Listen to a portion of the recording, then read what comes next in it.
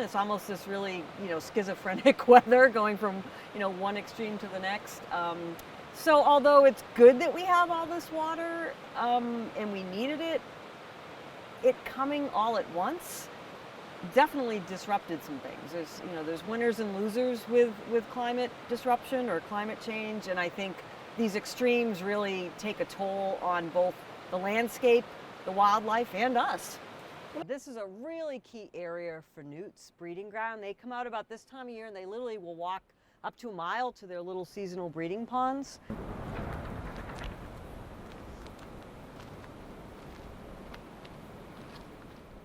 This actually was a really vegetated backdrop where butterflies would hang out. I don't see any now because the vegetation's been swept away. Having said that, it's created a better breeding pond for the newts. So again, that's where, the winners and losers, and there's a few newts in here looking for love.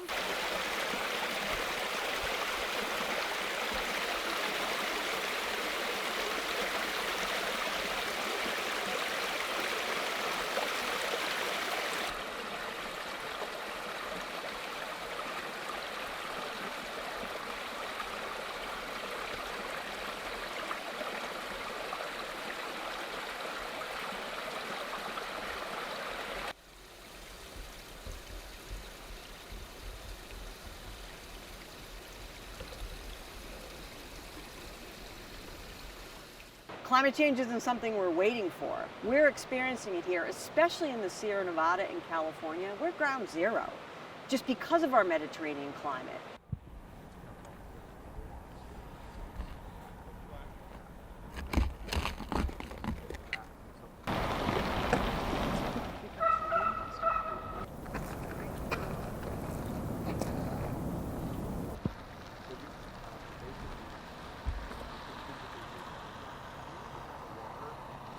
Full effect, but it just depends on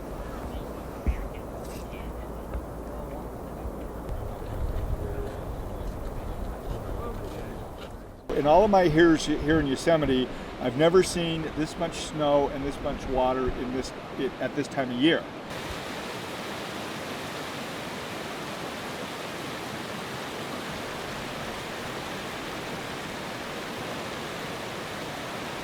What's unique about this year is that we've had a huge snowpack, which is wonderful, and some warmer weather, and so we're looking around and we're seeing spring waterfall conditions here in the middle of winter.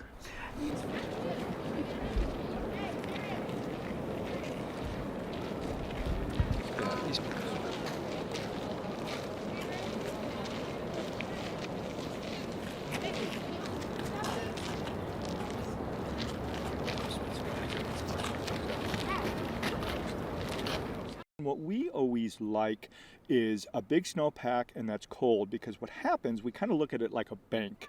You bank all the snow up in the high country, and then in the warm weather, the water comes down, and of course you have beautiful waterfalls for visitors to enjoy, but then once the water leaves the park down the Merced River, it goes in, and the water here in the Merced River is mostly used for agriculture in the Central Valley, which grows about 80% of the fruits and vegetables in the United States, and then the Tuolumne River water up in the high country eventually goes to the city and county of San Francisco.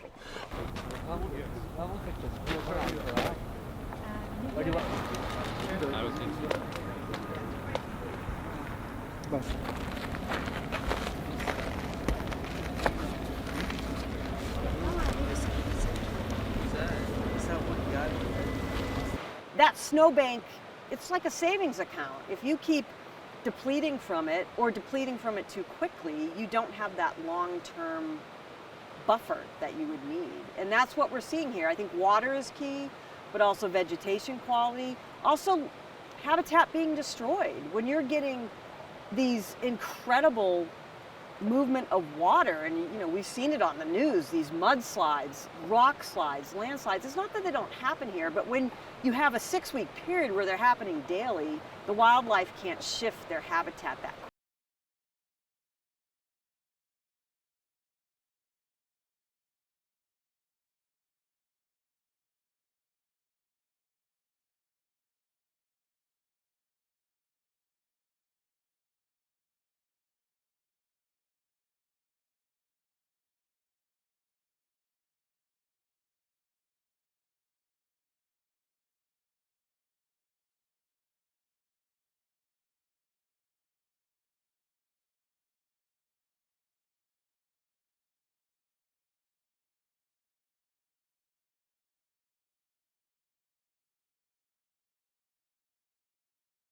As climate change, continues to happen, and as we continue with some of the changes, it's providing us the opportunity to adapt. And these are things like, as rivers are bigger and campgrounds are too close to rivers, we move campgrounds away from rivers. We move roads away from rivers. We're building some campsites at higher elevation. So we're making all of these changes as much as we can, but at the same time, for the most part, Yosemite, although it's a national park seen by millions of people, about 95% of the park is designated wilderness.